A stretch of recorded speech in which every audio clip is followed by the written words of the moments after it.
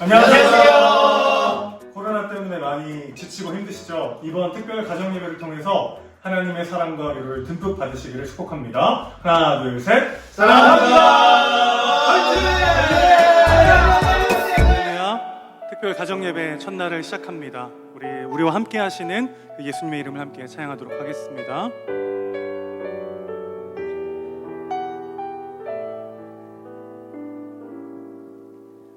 고단한 인생길 힘겨운 오늘도 예수 내 마음 아시네. 지나간 아픔도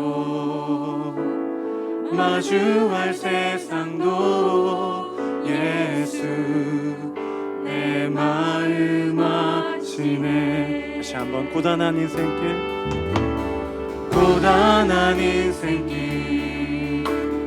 힘겨운 오늘도 예수 내 마음 아시네. 지나간 아픔도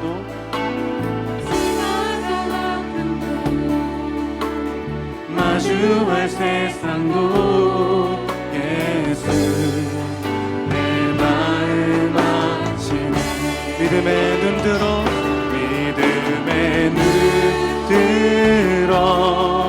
주를 보리. 이 또한 지나가리라. 주어진 내 삶의 시간 속에 주의 뜻 알게 하소서. 하루를 살아도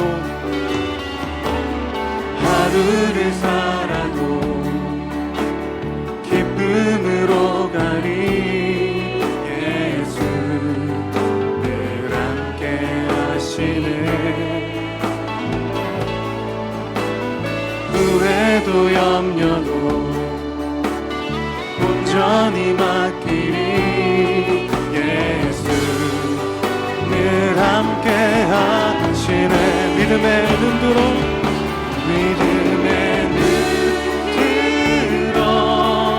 주를 보리. 이 또한 지나가리라. 주어진 내 삶의 시간 속에 주의 뜻 알게. 다시 한번 고백합니다. 믿음의 눈 들어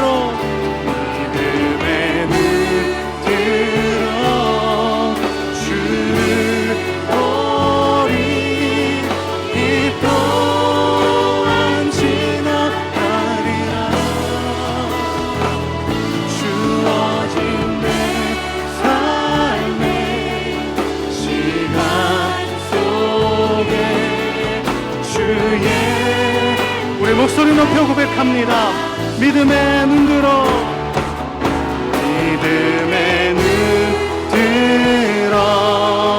주를 보리.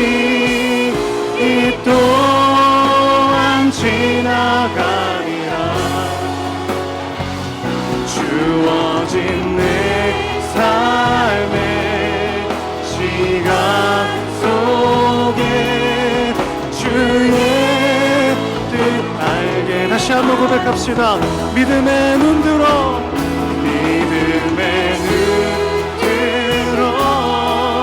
주를 보리.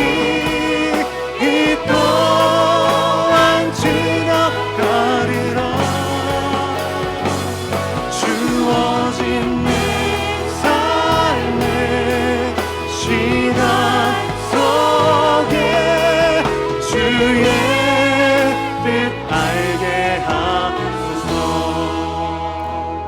믿음의 눈 들어 주를 보리.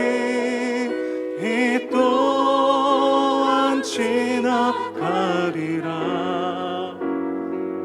주어진 내 삶의 시간 속에 주의 뜻 알게 하소서.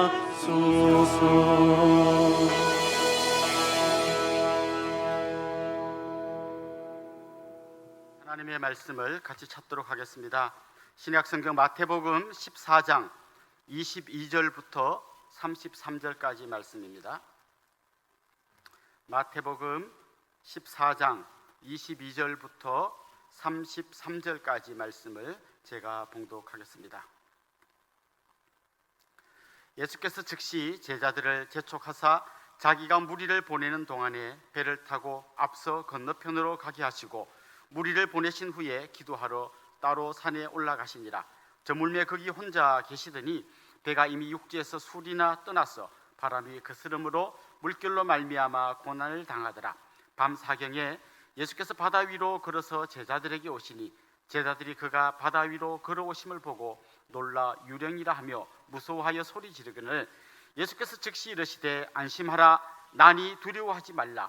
베드로가 대답하여 이르되 주여 만일 주님이시거든 나를 명하사 물 위로 오라 하소서 하니 오라 하시니 베드로가 배에서 내려 물 위로 걸어서 예수께로 가되 바람을 보고 무서워 빠져가는지라 소리질러 이르되 주여 나를 구원하소서 하니 예수께서 즉시 손을 내밀어 그를 붙잡으시며 이르시되 믿음이 작은 자여 왜 의심하였느냐 하시고 배에 함께 오름에 바람이 그치는지라. 배에 있는 사람들이 예수께 절하며 이르되 진실로 하나님의 아들이로소이다 하더라. 아멘. 오늘 이 성경 말씀에 보면 풍랑을 만난 이야기가 나옵니다. 성경에 풍랑을 만난 이야기가 종종 나옵니다. 사도 바울은 로마로 압송되어 가는 과정에 엄청난 풍랑을 만나서 거의 죽을 뻔한 그런 적이 있습니다. 구약 성경 요나서에도 보면 풍랑을 만난 요나의 이야기가 나오죠. 또 이런 실제적인 풍랑 말고 삶에서 만나는 풍랑까지 이야기한다면 성경 속에는 수없는 풍랑의 이야기가 담겨 있을 겁니다. 보통 풍랑을 만나면 사람들이 어떤 반응을 보일까요? 제일 많이 보이는 반응은 당연히 두려움입니다. 그런데 두려움 다음으로 또 사람들이 풍랑 때 많이 보이는 어떤 반응이 있는데요, 요나서에 나오는 반응과 비슷한 것 같습니다.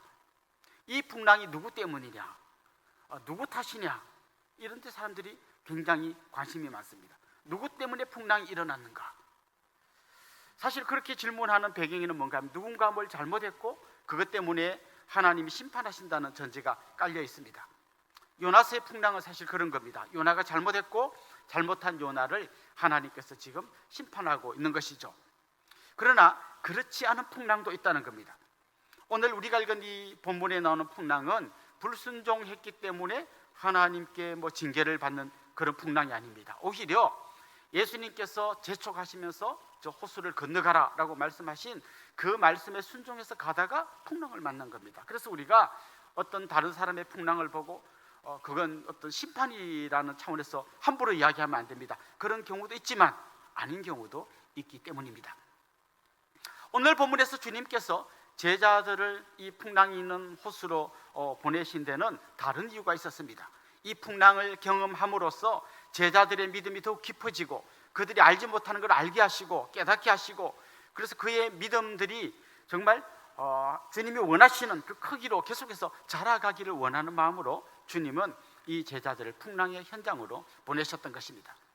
그렇다면 주님께서 원하셨던 게 뭘까요? 주님은 제자들에게 뭘 깨닫게 하기 위해서 이 풍랑을 경험하게 하셨을까요?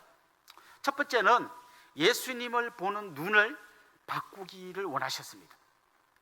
그들의 믿음의 눈이 더 열려져서 예수님을 정말 더 제대로 보게 하기 위해서 이 풍랑의 현장으로 보내셨습니다.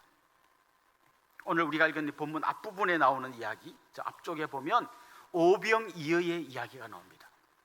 여러분, 그 오병이어는요, 우리가 그냥 성경으로 읽을 때도 와 하지만 현장에서 만약 경험했다면 아마 어마어마한 감동이었을 것 같아요. 5개의 보리떡과 물고기 2마리밖에 없는데 이걸 그냥 5,000명, 뭐 여자들 아이들까지 치면 아마 10,000명도 넘는 그 엄청난 사람들에게 나누어 줬는데 계속 나누어 줄 수 있었다는 걸 생각해 보십시오. 아마 그 현장은 감동의 도가니였을 것 같습니다. 거기서 그 떡을 먹는 사람도 감동했을 거고요. 그 중에서 가장 감동했을 사람은 역시 제자들이었을 것 같습니다. 자기들이 들고 가는 그 떡이 계속해서 이렇게 주어질 때 그들은 아마 어마어마한 감동, 흥분 그 가운데 있었을 것 같습니다. 특별히 요한복음에 보면 이 오병이어의 현장에 있었던 사람들의 한결같은 목소리가 뭔가 하면 예수님을 왕으로 삼자 하는 거였습니다. 예수님을 왕으로 모시자. 여러분 그 한 10,000명 되는 사람들이 예수님을 왕으로 모시려고 막 함성을 지르고 박수를 보내고 할 때 그때 그 분위기가 어땠을지 상상이 됩니까? 아마 제자들은요 정말 막 그 가슴이 뛰어가지고 주체할 수 없었을 것 같아요. 우리 선생님이 왕이 되면 그럼 우리는 뭐가 되는 거지? 그러면 우리는 또 그 왕 옆에서 왕을 보필하는 그 높은 관직에 오를 것이고 막 그런 걸 생각하면 정말 너무너무 감동되고 흥분되었을 겁니다. 그런데 예수님은 그렇게 붕 떠 있는 제자들에게 마치 찬물을 확 끼얹으면서 정신 차려라 라고 하는 것처럼 그들을 이 풍랑이는 호수 한가운데로 보내신 것이죠. 결국 그들은 이 호수에서 엄청난 풍랑을 경험하면서 좀 전에 그 감격을 다 이제 잃어버렸겠죠. 이제 죽느냐 사느냐 이러다가 나 죽는 거 아닌가 하는 그 마지막 생과 사의 갈림길에서 마지막 그 한 줄기 빛이라도 보려고 몸부림치는 그런 상황이 되었을 겁니다. 그러다가 예수님께서 오셔서 이 풍랑을 잠잠하게 해주셨죠. 오늘 본문 33절에 보면 이런 고백이 나옵니다. 그 배에 있던 사람들이 다 예수님 앞에 절을 하면서 이렇게 고백했습니다. 진실로 하나님의 아들이로소이다. 진실로 하나님의 아들이로소이다. 좀 전까지는 당신은 정말 유대인의 왕이 되면 좋겠습니다 라는 분이었지만 풍랑을 겪은 다음에 그들이 바라본 주님은 유대인의 왕 정도가 아니라 온 우주의 통치자이시며 하나님의 아들이시며 풍랑도 잠잠케 하시는 크고 광대한 정말 온 세상의 왕이심을 그들이 깨닫게 된 것이죠. 마치 이런 이야기 같습니다. 미국 대통령에 출마하신 분이 이제 아프리카에 봉사활동 갔는데 어떤 사람들이 너무 멋진 분이 같아서 우리의 추장이 되어 주십시오. 여러분 예수님은 그렇게 그 한 유대라고 하는 한 나라의 왕이 되실 분이 아닙니다. 온 천지 만물을 통치하시는 분, 인간뿐만 아니라 바람도 잠잠케 하시고 온 세상을 움직이시는 온 우주의 왕이십니다. 그리고 그 왕 되신 주님을 제대로 경험하게 된 계기가 뭔가 하면 사실은 역설적이게도 바로 이 풍랑이었다는 것이죠. 정말 여러분 인생 가운데 풍랑이 찾아올 때 단지 이 풍랑을 벗어나는 것이 여러분의 기도 제목이 아니라 이 풍랑 가운데서 믿음의 눈이 더 열려져서 크고 광대하신 하나님, 정말 우리와 함께 일하시는 능력의 주님, 하나님의 아들 그분을 만나 배울 수 있는 여러분이 되기를 소망합니다. 주는 그리스도시요 살아계신 하나님의 아들이십니다. 그런데 그 고백이 그때 처음 나온 게 아니죠. 이미 이 풍랑을 경험하면서 차근차근 주님을 보는 눈이 열려가고 있었던 것이죠. 두 번째로 주님은 이들에게 무엇을 깨닫게 해주기를 원하셨을까요? 한마디로 말하면 그들의 사역의 방향을 전환시켜 주기를 원하셨습니다. 좀 전에 말씀드렸던 것처럼 그들이 꿈꾸었던 자기들의 사역의 방향은 예수님이 왕이 되고 온 백성이 예수님을 따르고 자기들은 그 가운데서 예수님 옆에서 숟가락 하나 더 올려가지고 그 권력의 한복판에서 영광을 누리고 박수를 받고 하는 그런 자리에 가고 싶었던 거죠. 그런데 주님께서요 그들에게 전혀 다른 그림을 보여주십니다. 오늘 이 풍랑 이야기가 있고요, 그 앞부분에는 오병이어의 이야기가 있습니다. 그리고 풍랑 그 다음 얘기는 뭔가 하면요, 게네사렛 땅에 도착했는데 병든 사람이 몰려왔고 그 병든 사람을 고쳐주는 이야기가 그 다음 이야기입니다. 제자들의 관심은 오병이어의 현장에서 주님을 왕으로 추대하고 박수받고 영광의 자리, 거기에 그들이 있고 싶었는데 주님은 그들이 가난하고 병들고 소외된 그 사람들의 현장 가운데 있기를 원하고 계셨습니다. 주님은 그들이 영광의 자리가 아닌 이 십자가의 자리, 섬김의 자리로 그들의 사역의 방향이, 그들이 추구하는 눈의 방향이 바뀌기를 원하고 계셨던 것입니다. 요즘도 병들고 이렇게 가난한 분들 힘들지만 그 당시에는 더 힘들었을 거예요. 정말 병원이란 게 제대로 있지도 않고 웬만한 병 걸리면 그냥 죽는 거고 가족에게 버림받고 제대로 먹지도 못하고 입지도 못하고 씻지도 못하고 어쩌면 냄새나고 정말 사람들에게 다 소외된, 경제적으로 사회적으로 뭐 신체적으로 모든 면에서 다 소외된 그 가난하고 병들고 냄새나는 그 현장에 제자들을 데리고 가신 거죠. 사실 우리 한국 교회가 어쩌면 그동안 많이 붕 떠 있었던 것 같습니다. 사람들이 많이 모이고 교회가 큰 교회들이 생겨나고 멋진 건물들이 생겨나면서 정말 이제 교회 한 대 잘못 보이면 정치인이 당선되기도 힘든 그런 시간들이 있었습니다. 그래서 선거 때만 되면 출마하는 사람들이 교회로 몰려들었습니다. 좀 유력한 사람들이 교회 목사들을 만나기를 원했습니다. 자기 편이 되어주기를 원했던 거죠. 더 크고 멋진 교회, 더 사람이 많이 모이는 교회, 그게 모든 교회가 추구하는 한 방향이었습니다.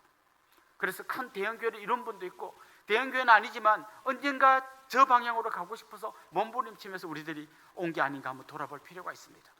주님이 우리들에게 원하시는 사역의 방향은 크고 박수받고 영광의 면류관을 쓰는 자리가 아닙니다.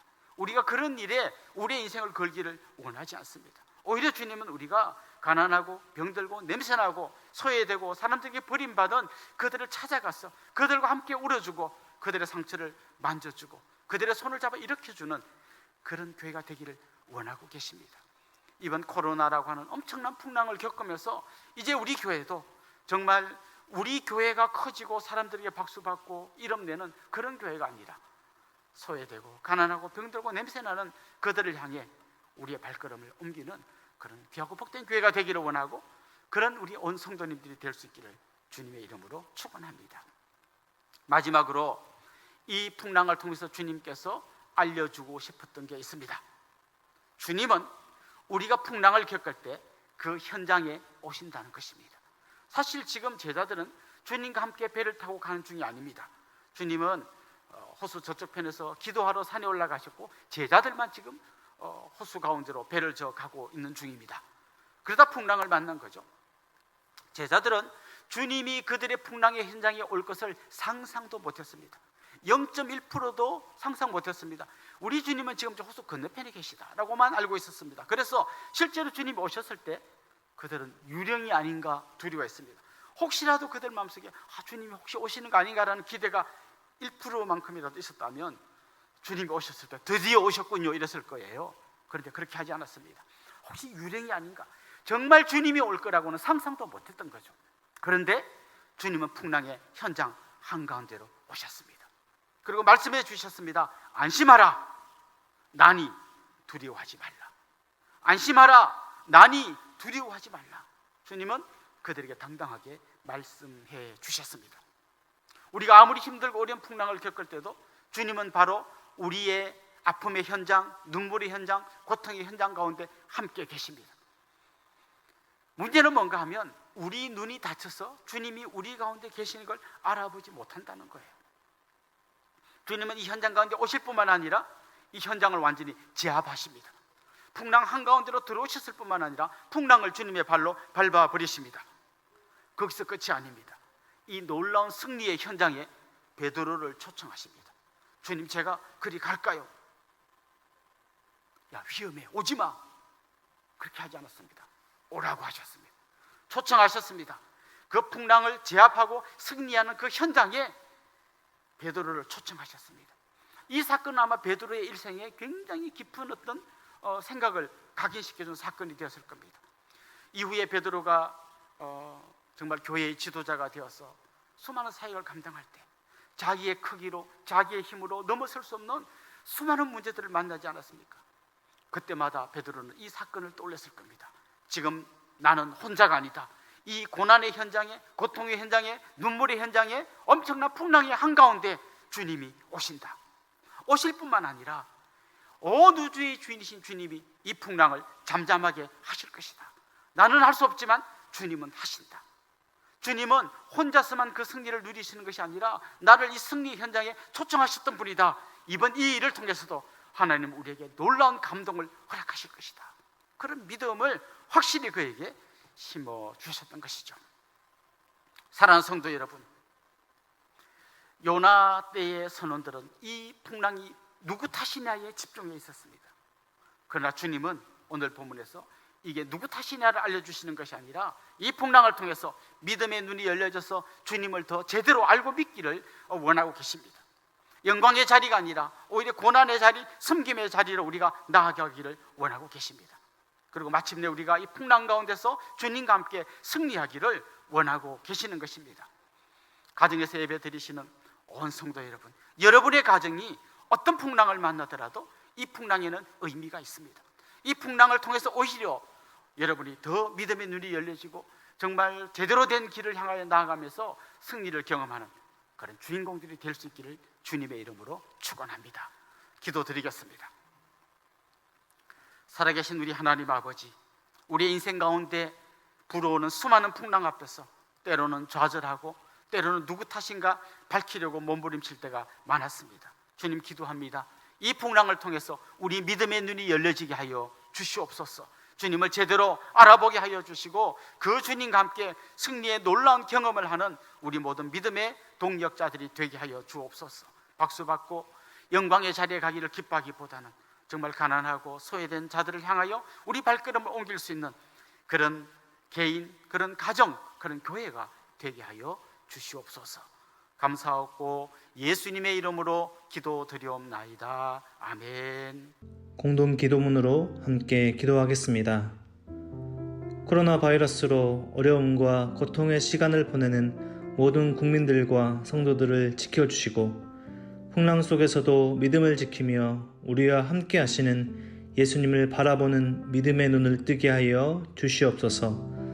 인생의 목적을 박수받고 멋지고 영광스러운 자리를 추구하며 사는 것이 아니라 가난하고 소외되고 병든 사람들을 찾아가 그들과 함께하며 함께 우는 삶을 살게 하여 주시옵소서. 우리의 아픔의 현장, 눈물의 현장에서 함께 하시는 예수님을 바라보게 하시고 안심하니 나니 두려워하지 말라 말씀하시는 예수님과 함께 승리하는 개인, 가정, 교회가 되게 하여 주시옵소서. 예수님의 이름으로 기도드립니다. 아멘.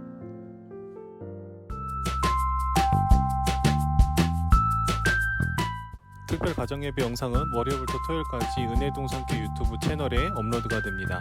각 가정별로 가정예배 시간을 정하셔서 같이 예배를 드리시면 감사하겠습니다. 특별 강사로 화요일은 반승환 목사님이 오십니다. 소울브리지 교회를 섬기고 계십니다. 목요일에는 정성경 교수님께서 오셔서 강의를 해주십니다.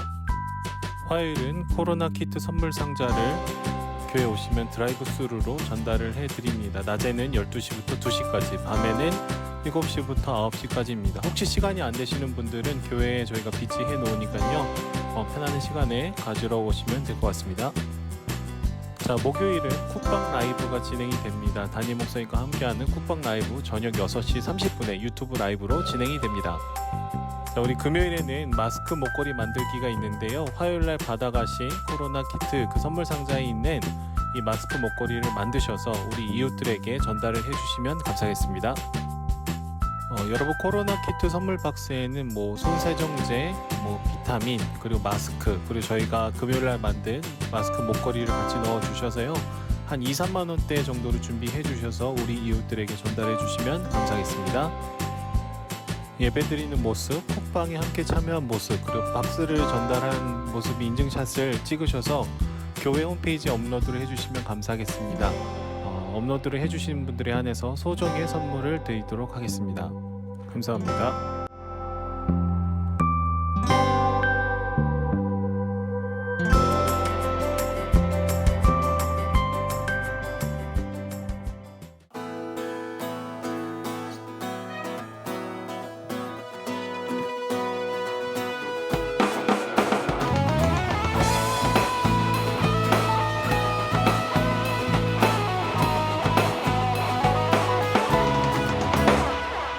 걸어가는 이 길이 결코 처음 밟는 길은 아니야.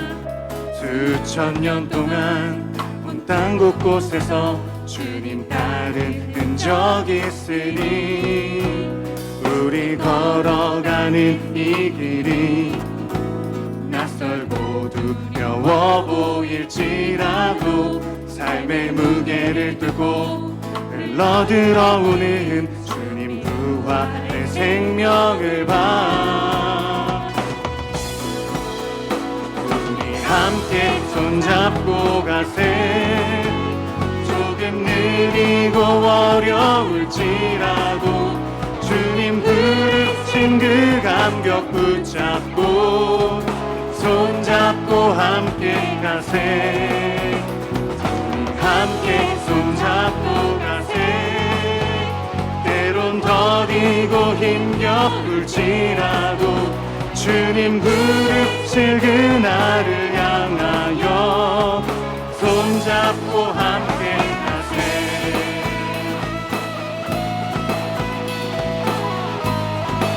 우리 걸어가는 이 길이, 우리 걸어가는 이 길이 낯설고 두려워 보일지라도 삶의 무게를 들고 흘러들어오는 주님 부활의 생명을 봐. 우리 함께 손잡고 가세.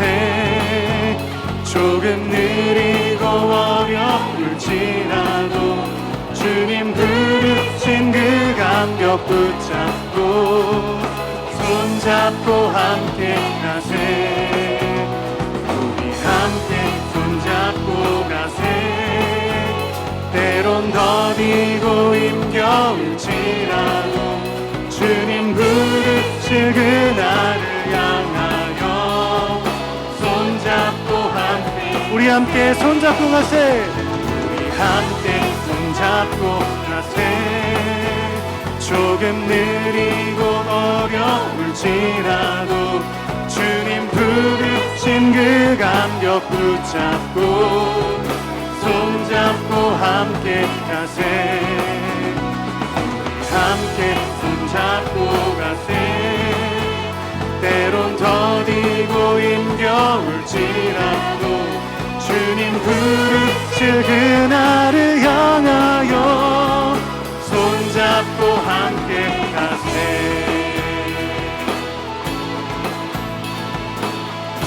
할렐루야. 우리와 함께 하신 하나님께 박수로 영광 돌리겠습니다. 아멘.